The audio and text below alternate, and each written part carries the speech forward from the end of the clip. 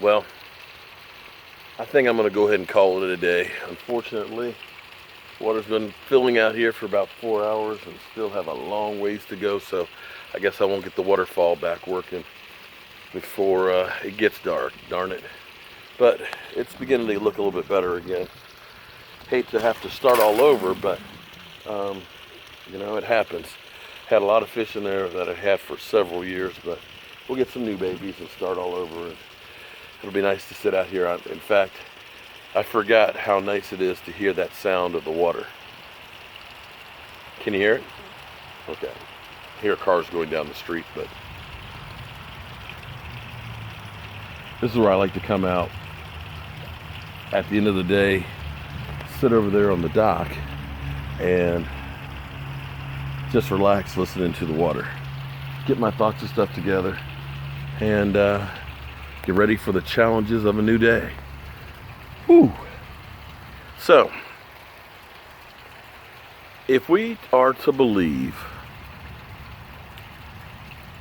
the rankings from the experts on the draft, that the Dallas Cowboys had the second best draft in the NFL, behind the Cleveland Browns, behind the New York stinking Giants. Lord knows the Giants need one because that team really sucks. And that's coming right at you, stinking New York Giant fan. But if we can get an impact from our rookie class. See, 2016, we got a hell of an impact from our rookie class. Zeke Elliott, led the NFL in rushing by over 300 yards. Dak Prescott, Rookie of the Year. Anthony Brown ended up playing far beyond better than what anybody could have expected. We got an immediate impact that made the team better. I mean, we're talking about having 4 starters out of that draft. Last year, not so much.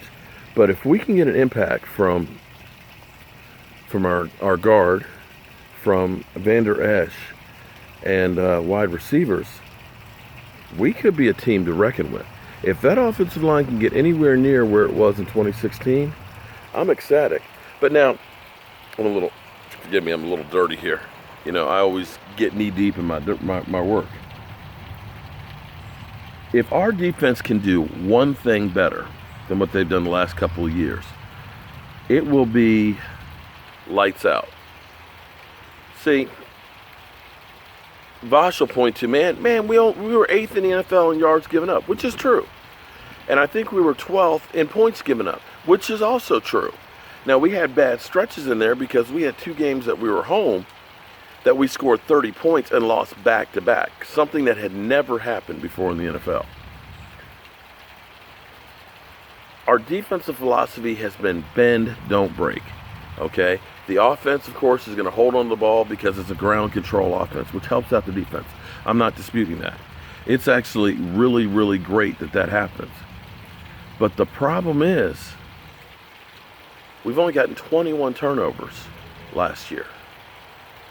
I think that ranks around 18th. I think we only got 11 interceptions. That's pathetic. In 2014, our defense was second in the NFL. Second. So it's not like we didn't know how to do it. But we saw in one game what Ryan Switzer's punt fumble did for the Rams. Gave them a short field after basically being up by 15 points.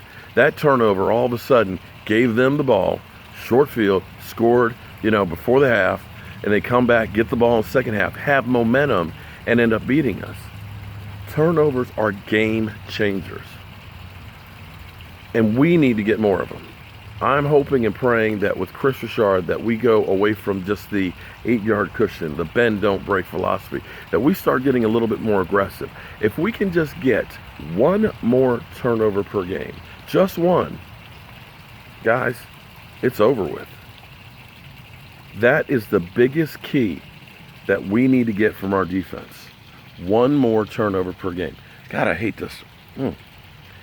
I can't understand why I got gray in that one spot. It's like a birthmark. It drives me crazy. But guys, if we can just get literally one more turnover per game, it would be huge for our offense. It'd be huge for our team because you end up catching teams You know, the offense is over there. I mean, the defense is over there relaxing and everything else. All of a sudden there's a turnover. What? I got to go back in? Oh, crap. You're not prepared. And that gives you the opportunity to say, oh, boom, let's throw something deep on them while they're, you know, catching napping. And we have to do that, okay? That, to me, is the biggest thing that we need to change from last year to this year. If we had gotten a couple of turnovers, boom, we've been in the playoffs, flat out. You know, there's a couple of things that you can look at and say, if it was different, we would have been in the playoffs. If we had had a better backup than Chaz Green, been in the playoffs. If we had had a better backup for Sean Lee, been in the playoffs. Had we gotten a couple more turnovers, been in the playoffs. All these little things, and they don't seem like much, but in the course of a game, there's literally 2 or 3 plays that can make all the difference between winning and losing. Whew.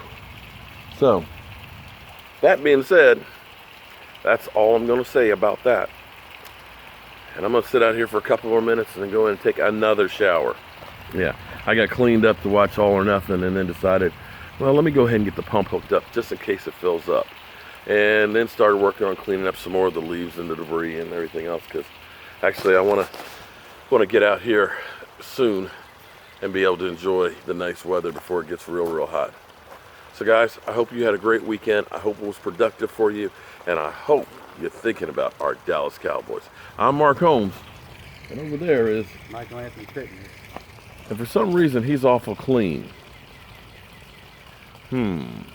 I'll see you guys soon.